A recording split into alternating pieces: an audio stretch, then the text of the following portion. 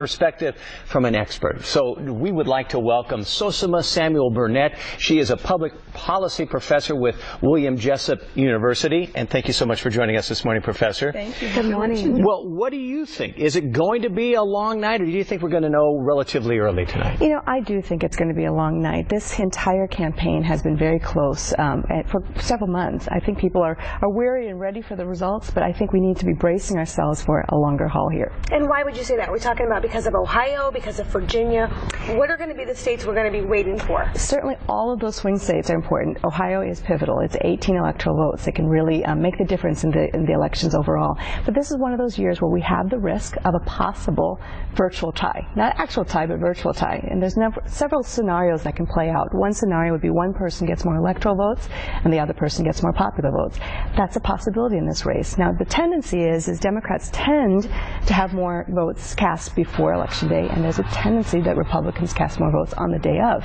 So this is interesting. There are a lot of people waiting in lines to vote. So we'll see how this comes out. But the contradiction between the national vote and the electoral vote, we've been down that road before, and yes, if it happens, we go by the electoral vote.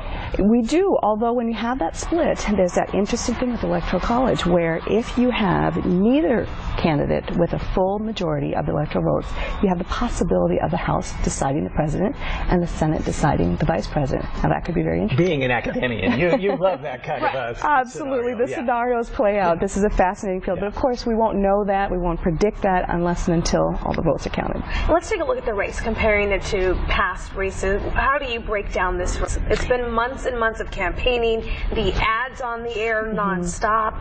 What do you make of it? You know, this was a tight election because the issues are really high and the concerns are very high. And, you know, we have a relatively divided country.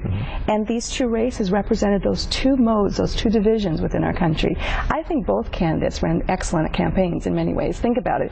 The president had a terrible economy, had all of these other issues arising, but is still in this race. Mitt Romney, people have cast him out over and over again, but he has been strong. He appears very presidential. Neither one has given up in this late hour. So I think that says a lot about this particular race and the stakes involved. Yeah, you already talked about the close voting in some of the key states. Do you see the possibility of legal challenges? Is it going to go to the court? What are some of the issues that could take us down that path? You know, there's always a possibility that if this race is extremely tight or if the results just don't feel comfortable to people, a lot of it revolves around provisional votes. A lot of it revolves around, you know, sort of the validity of some of these races. We don't know if that will play out. I mean, we certainly saw that in 2000.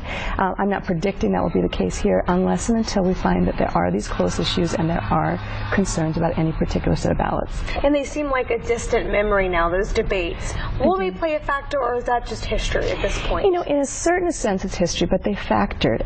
I think both candidates did well, but to be honest, it was a favor to Mitt Romney, because if he didn't do well in those debates, he wouldn't be in the campaign today.